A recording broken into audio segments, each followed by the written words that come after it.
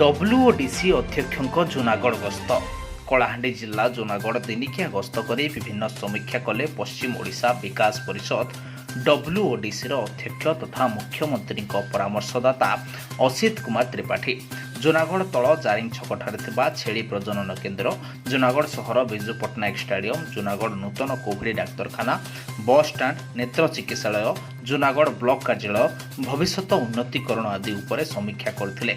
एहा परे छोरियागढ़ ग्राम को जाई सेठारे थिबा कलेश्वर मंदिर और रामसागर बुली देखिबा सहित किपरि उन्नतीकरण कराजिबो से नै समीक्षा करथिले।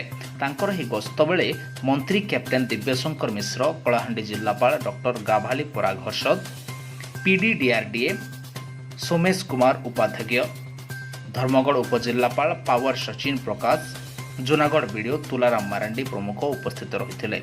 Junagadh Rakesh Bemal report Odisha prime TV.